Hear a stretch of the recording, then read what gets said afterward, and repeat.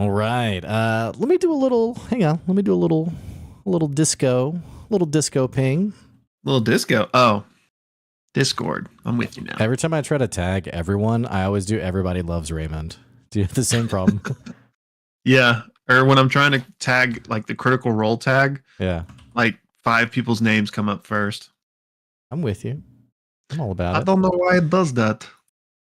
All right. Well, we are live. We're here. We're here and alive. And yeah. So do a little audio check. Sounds good. Looks good. Hello, everyone. Welcome to our Friday stream. Hello. Hello. Hot mic. Is it my mic or his mic? Which mic's hot?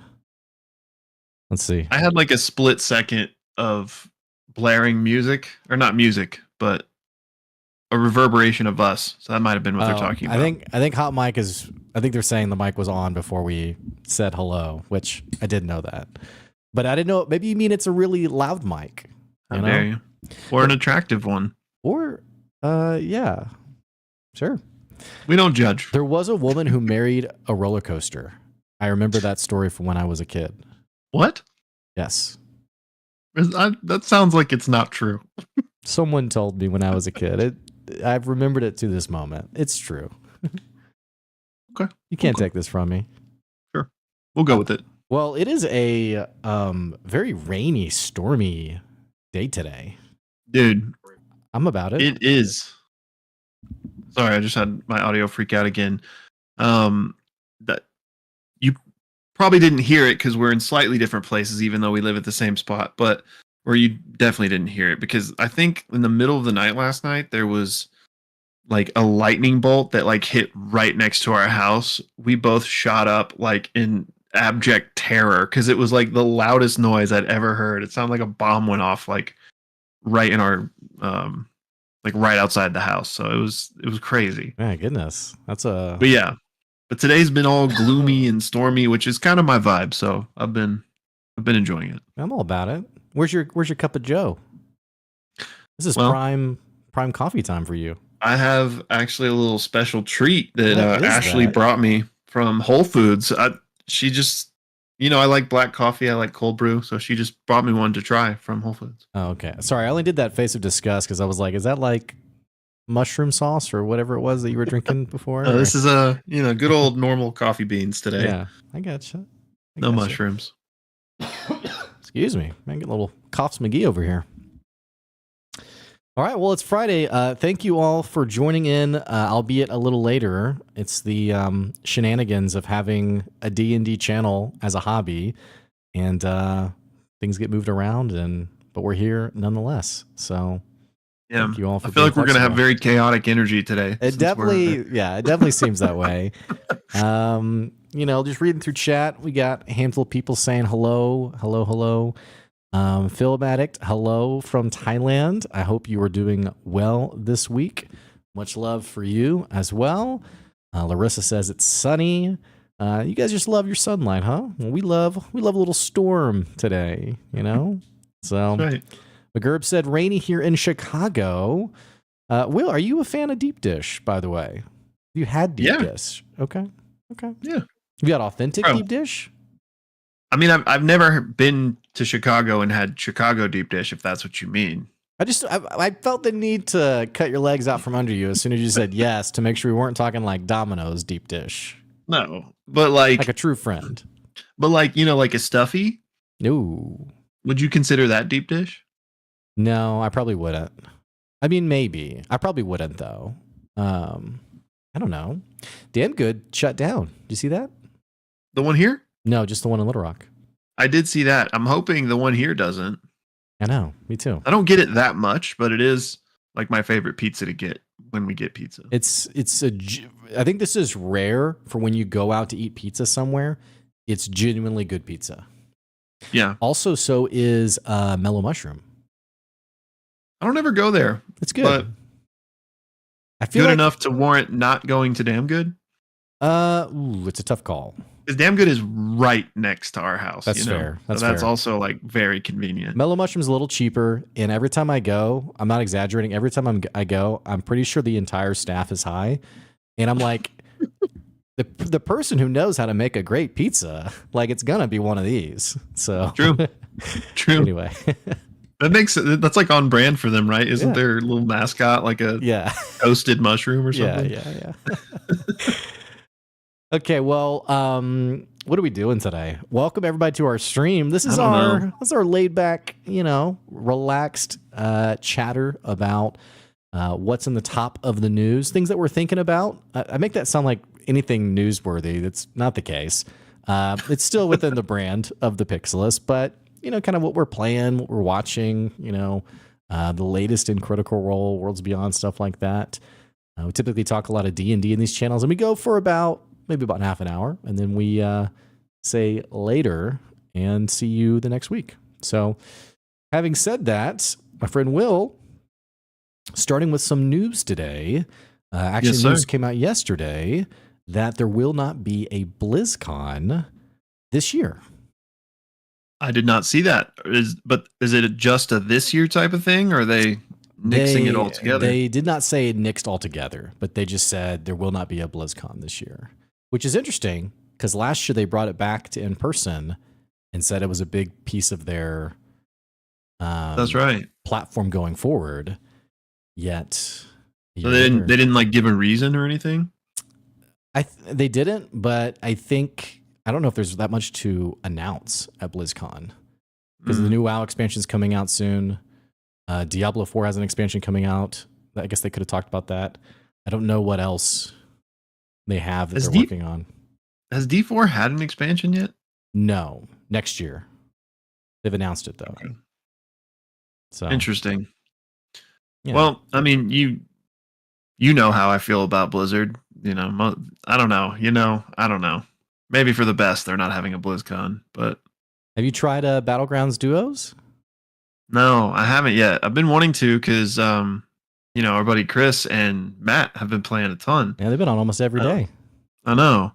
I want to check it out. I'm so out of the loop on Battlegrounds, like even before Duos. Like I haven't played in like 6 months. So I want to play, but I'm also kind of just like, oh man, I'm intimidated by having to relearn everything. Speaking of being it looks cool. Speaking of being out of the loop, when are you going to jump on Helldivers, man? I know. I want to, man. Were you playing last night when you said that? Uh-huh. Yeah, let me know next time you play. I don't have it downloaded, but I got it. Yeah, it's fun. It's like, it reminds me of, what was the game, the like whodunit game where you didn't know who was the bad guy? Like a video game? Yeah, you're on a ship and you have to run around and Among Us? Among Us. So that had like a vibe to it and a lot of like fun chatter. Helldivers is like the best version I've seen of that, where like the game becomes like its own community. The amount of like role play on the Reddit subreddit, the YouTube videos, like the lore videos that people have created, it's pretty genuinely fun.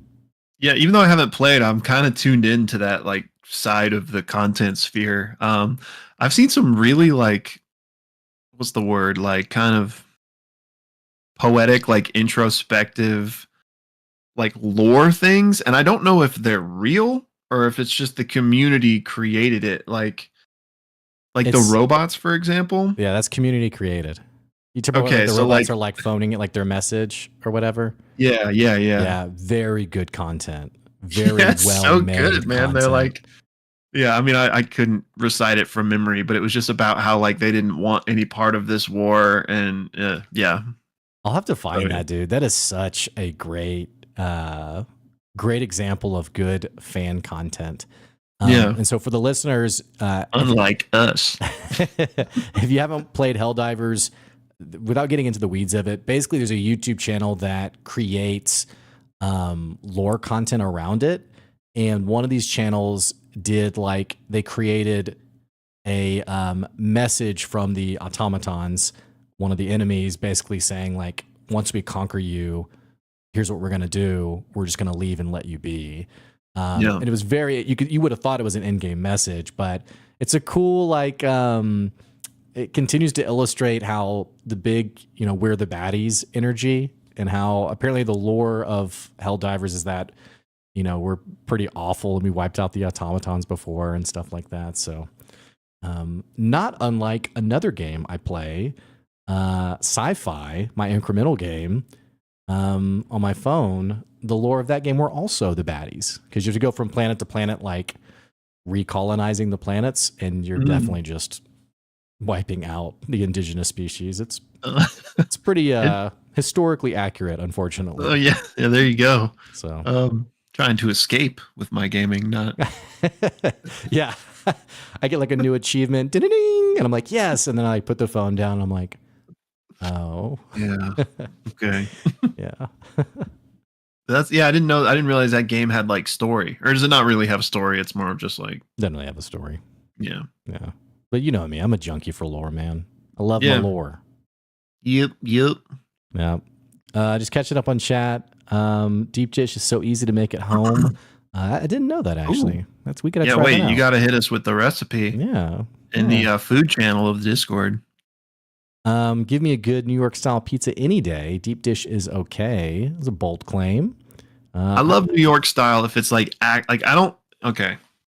bold statement maybe.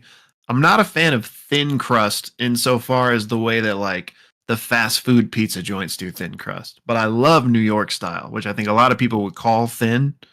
There's an important distinction there. You don't like a bar pizza, like a US pizza? I would equate that. I wouldn't put that in the same category as like a Domino's thin. Yeah, okay. I like US pizza. That's fair, yeah. Domino's thins is totally, yeah, you're right. Yeah. You're right. Domino's and like the chain thins are like just like cardboard to me. Yeah. No, that's fair. Yeah. So, though, you know what that reminds me of is the Domino's commercial from like years ago where they were doing like the focus group, and one guy in the focus group, I don't know if you remember this commercial when we were kids, but I think I do. It was like a hidden camera in the focus group, and the guy was like, he's like, yeah, it tastes like cardboard. And then they were like, no, we're rolling out our new crust, whatever. Yeah. I do remember that. And it was pretty cool when they rolled it out. Domino's just released another new commercial on tipping. I don't know if you've seen that one, but what'd they say? Genuinely good. It's just like a funny commercial where the dad is like, the voiceover is like, you notice how everybody wants a tip?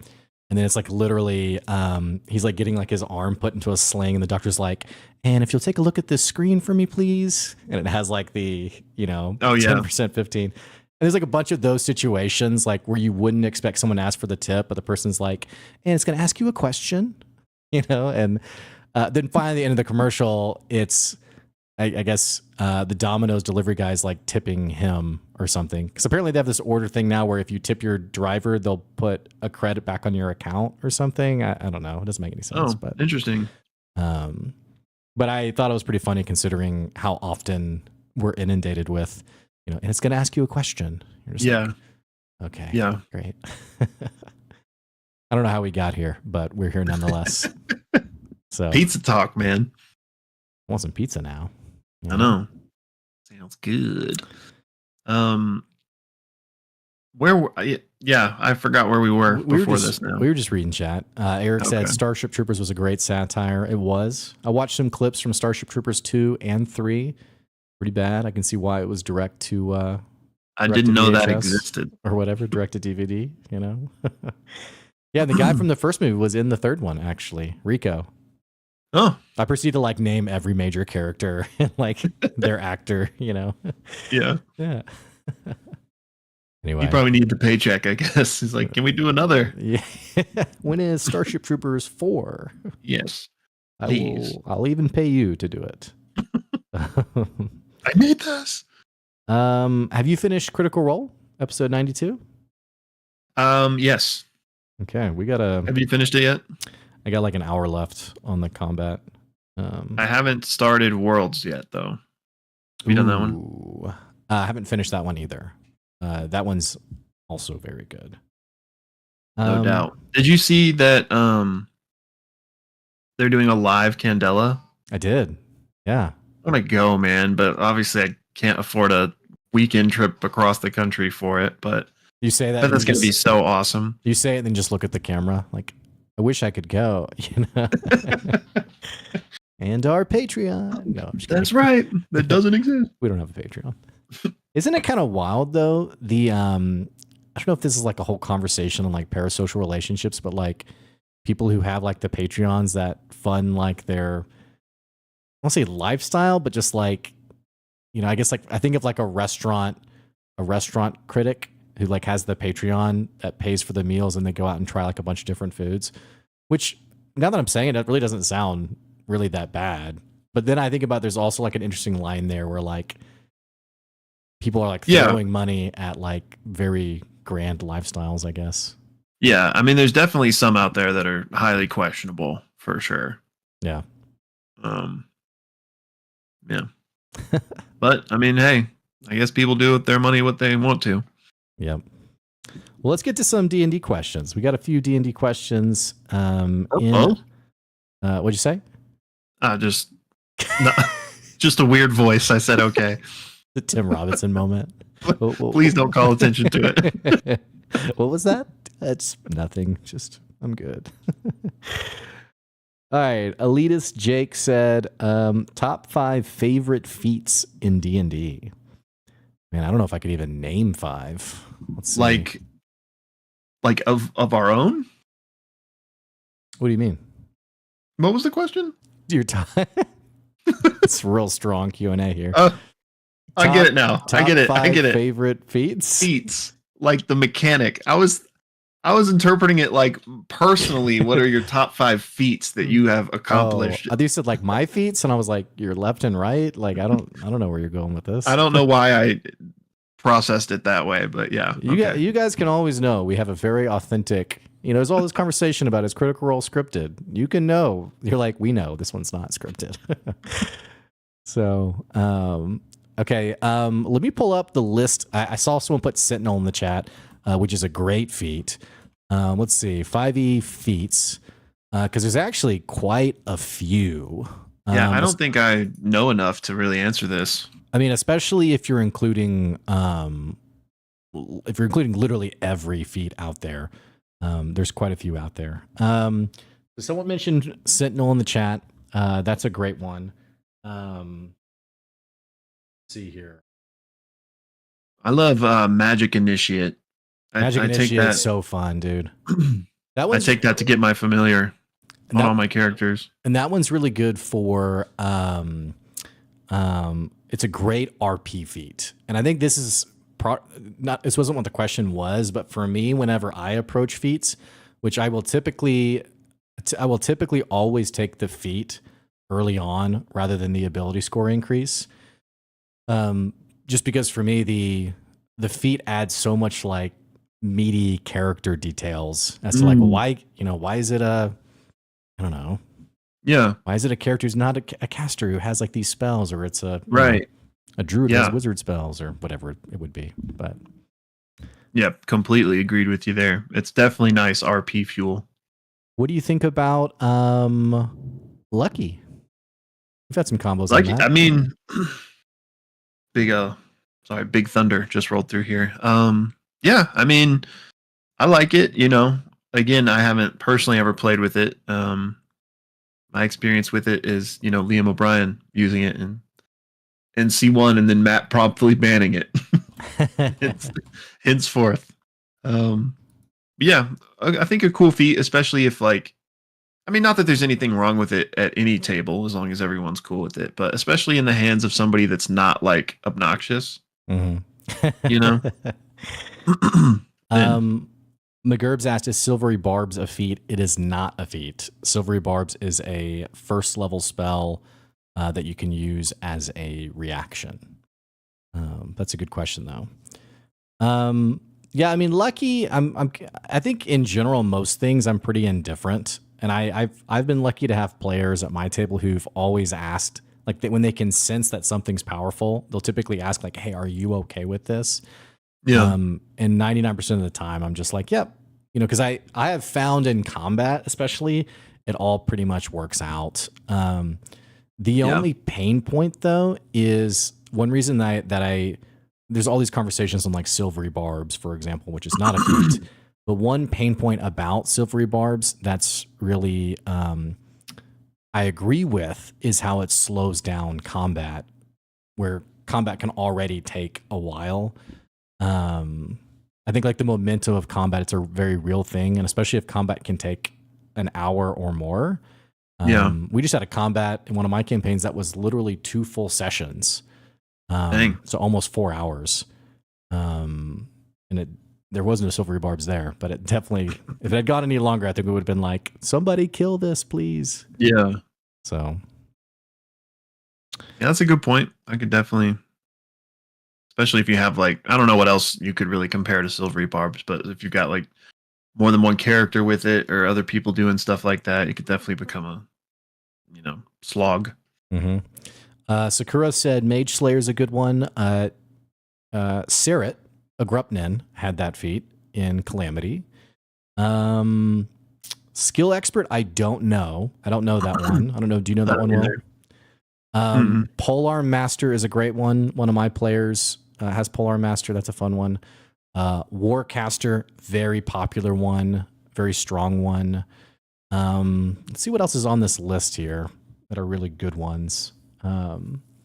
Fey Touched was mentioned. That's a really great one. And I think it was confirmed Orem has that, and now Chetney does, right? As well? Yeah, I think so. Okay.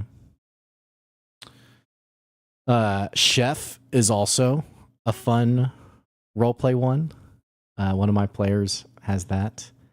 Bountiful Luck is also a strong one. One of my players has that one. If you are halfling, if an ally within 30 feet of you rolls a 1, they can re-roll it. Oh yeah. So that is cool. It's a pretty strong one. I like Actor is a cool one, but it's just RP really, but you can like mimic people or whatever.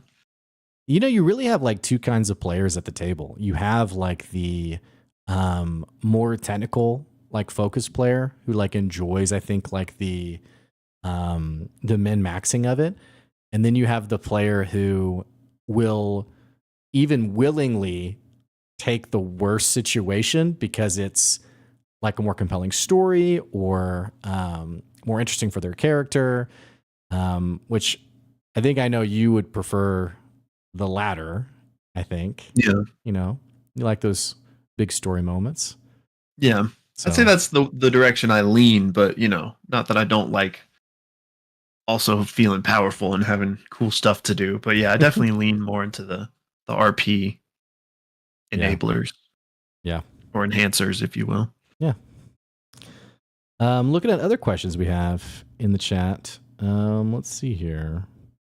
Good news is we have 2 separate channels for people to write them. So we get to go back and forth between them. Larissa said, would you rather? So situation 1. Okay. Run a game for a table full of toxic players who all want to be the main character, won't cooperate with each other, and don't care about your plot. Not that one. I didn't even have to say the second one. This reminds me of when I was a camp counselor. You play all sorts of games to try to keep the kids involved. And there was a counselor that I worked with who she was doing Would You Rather to the kids. And she goes, and they were swimming in like the kids' pool area. And she was one of the lifeguards. And she was like, would you rather, she goes, would you rather be eaten by a shark or pick up a snake?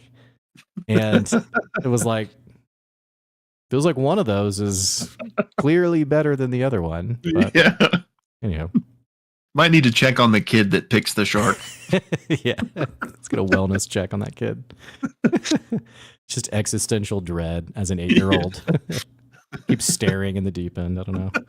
All right. So that's the first situation. The second one, or play in a game where the general manager, game master, has an overpowered, self-inserted DMPC who constantly steals the party's thunder by swooping in at the last second.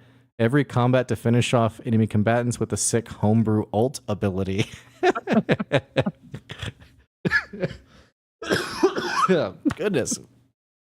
I just envision like this Kamehameha wave that he keeps trying to do at the end of every combat. Yeah. It's like, not again. All right, what's your answer? That one, At least I can probably still have some fun even with the obnoxious DM. But if I'm DMing for a bunch of toxic people, like I'm also having to put in like a ton of work to then deal with that at the Yeah. table. So I'd take the second one. But what about you? Yeah, easily the second one. I think you'd have to really hate yourself to choose the first one. Yeah. For the reasons you said. And the thing about the second one is it's like when you have a really awful boss, like everyone kind of like trauma bonds, you know, and like bands together against the boss. Bro, you're exact. It'd be like if Michael Scott was your DM, basically, is the second one. Yeah, exactly. But yeah, so I think I'd still have a really fun time with the other players in us, and we'd probably have like our inside jokes about the DM and you know what have you.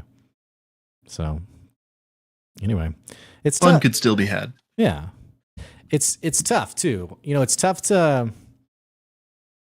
It's tough. There's two roles really at the table that both require a lot of work. You know, the DM has to like really know their role and like how to give the right amount of space to the players to have their moments.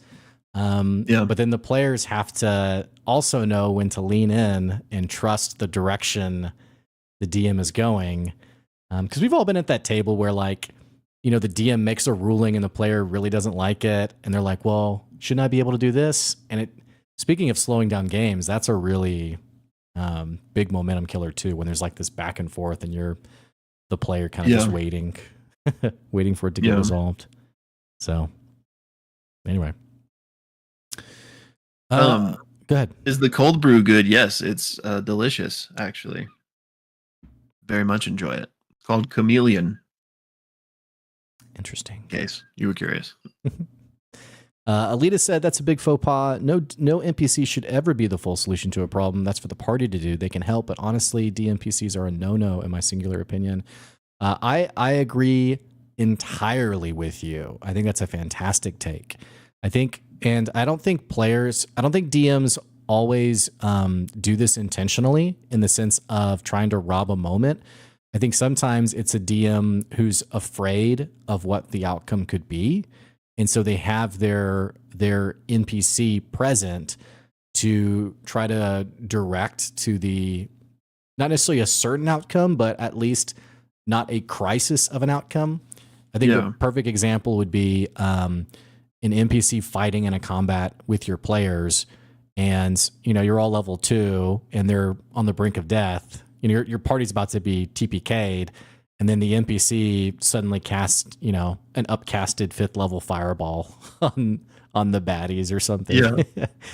So I'm always very cautious of that kind of stuff. But what's your take, Will?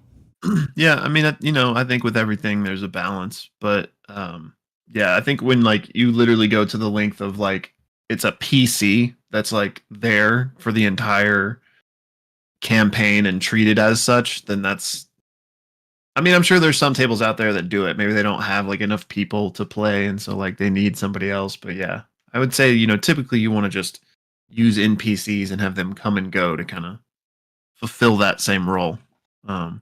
You know, like Matt does it very well, I'd say. I wouldn't call them like literal DMPCs, but you know, Allura is kind of his self-insert character. Mm-hmm. And there's been like a couple in the campaign, so you know, I think there's a way to do it right and wrong. We are getting towards the end of our stream, so if you all have any other questions, be sure to drop them in the chat or other comments that you want us to talk about. Yeah, Matt does a really great job. I think the two situations I think of, or rather one that comes top of mind, I think that it's remembering that your players are the heroes of the story. You know, giving them, and sometimes it can be uncomfortable for your players to fail. I think Brendan does a really great job of this. Think about how many times in Worlds Beyond that he sets a DC for level 1 characters. He sets the DC at like 25. And I think like there was one moment that Lou was like, okay, I'm going to need a nat 20 to hit this. Yeah. So I think that can be kind of fun sometimes, you know, allowing that to happen. The other side of the coin is I had an NPC in one of my campaigns. It was like this 15-year-old named Robbie, and he was basically like manipulated by the party to like lead the way through this dungeon, and he didn't want to. And as the DM, I kept trying to like get him out of the scene, but the players like locked in on Robbie. They were like, we want Robbie to come with us. And to the point where I was like, it's an extremely dangerous dungeon. He would probably die. And like, we don't care. We want Robbie. So I was like, all right, give me a persuasion check. And it was like a nat 20. So I was like, all right, Robbie is coming with you all. So, rest in peace, Robbie. Oh, he definitely died. He did. and they knew it was going to happen, but it was just like blood on their hands. It was a rallying moment for them, though. They were like, we have to take Robbie with us. So I can see that. Yeah. Sometimes it's good to have the NPC tag along, but yeah. Film Addict asked, what's your favorite Matt NPC? You've done a couple of videos on great NPCs. What's your favorite? I don't know. I can't pick a favorite, but I feel like there's also like categories of like kind of the one-off, like Henry Crabgrass type of like fantastic NPC, and then there's like the more three-dimensional Matt and like Essek or something, But first thing that came to my mind when I read that was Victor from Campaign 1. But I don't know. I don't know if I would like cement that as my favorite, but that's what I'll say for now. I did love Pumat's Soul. That was a really fun character. That was great. I loved what's his name too? The orc in Dressar. Oh, Estros. Estros was great. I also loved the Green Cloak, one of the detectives who had like the former fling with like the person in the mines or something. Right. What was his name? I don't know. That was a fun character. Nanamori, fantastic NPC. Yep. Nanamori is a great example of like the right amount of disturbingness, like to really bring the players in. Because not just like physically with like the mouth on her stomach, but also like the collector nature and like the petrified characters in the gardens and stuff. All very interesting. Yeah. It's because there's so many categories with Matt, because it's like there's like great characters like that, and then again, like I said, there's kind of more bit characters, and then there's characters that I think Matt just does like an amazing job acting. Yeah. Like the way he like jumps into their skin. You don't know this one, but Zorth is another great one from Campaign 2. Yeah, no. But yeah. I love also Kronk. I don't remember his character name, but Kronk. Yeah, Gaz or something like that. Yeah, I think that's right. Yeah, that was fantastic. Speaking of Campaign 2, a buddy of mine who's one of my players, he started Campaign 2. I feel like he just told me he started Campaign 2, and then I saw him last week, and he's like, yeah, I'm up to episode 100. I was like, bro, you are grinding. Oh, that's where you've been. Yeah. So he's liking it, I presume. Yeah. Has he seen Campaign 1? He has or not. 3? He started with Campaign 2. But what about 3? No, he hasn't seen any of it. I wonder what made him start with 2. I don't know, actually. I mean, a lot of people start there, I guess, because it's starting at the start and has better production value. So, Well, let's take this last question from Gaius. How do you feel about a DM forcing PvP, kind of like Abria in the last CR? So, for me personally, I feel like it's hard to have this conversation without like looping in generic criticism about episode 92. And we'll have more to say about this, I think, in our actual deep dive conversation. I think this is a different kind of PvP where like, not that the players knew about it in advance, but it was very clearly like a story, a sort of a set story moment, like Abria. Yeah. I mean, it is forcing PvP. That's pretty much what you said it was. I mean, Abria knew this is what was going to happen. They had the battle map, whatever. My style of PvP that I really like is how Brennan design. I mean, this is such like a, what's the show Family Guy, where, Lois says like 9/11 and everyone cheers. Like, I feel like this is pretty much that of mentioning Calamity and how good Calamity is. Okay. But I love how Brennan sort of crafted that pathway, or the players intrinsically realized that they were going to fight over a big decision towards the end of the arc without spoiling anything. Yeah. So that's kind of my preference of like, but I think they're both fine. I don't really have an opinion on either. So what about you? Yeah, it's nuanced, right? I know I see the difference that you're alluding to between Abria and Brennan, but I would put those both in the same category, honestly, because those are things that are like big story points that have been led up to. Like it wasn't just as if this came completely out of nowhere. And this like I'm not spoiling episode 92, but if you've seen EXU, you know about the circlet and the Spider Queen. So like there's plot reasons for that. And so yeah, Abria I would say did like force it a bit more compared to like the more organic path that Brennan did. But I think both of those examples are fine. But like somebody like the DM that just like for their own whimsy decides to like make his players fight each other, then that's obviously ridiculous. So, Yeah. you know, as with most things, I would say there's a good way to do it and a bad way to do it. Yeah. Well, what do you got planned for this weekend, my friend? I don't think anything, but you saying that made me feel like I had forgotten I was doing something. I said it with just the right inflection. So what are you doing this weekend? Yeah. Like, do we have plans? No, I don't, you know, just normal, I think. Doing some work, chilling. No big scheduled soirees or anything. What about you? Just time with the fam. You know, I'll do a little work, but other than that, not much. A little fam bam time. I'm about it. Well, thank you all for tuning in today. That's all we got. Don't forget, we have our Discord, which presumably all of you are in it, but if you're not, you can join our Discord, check out our D&D channel, Critical Role, Worlds Beyond, all the different channels to chat about the things you love. And we'll be back next week with some Critical Role and Worlds Beyond number. So thank you all. Yeah, and thanks for joining us a little bit late today. Sorry. Words are hard. Right. But yeah, we will see you soon. See ya. Bye, guys.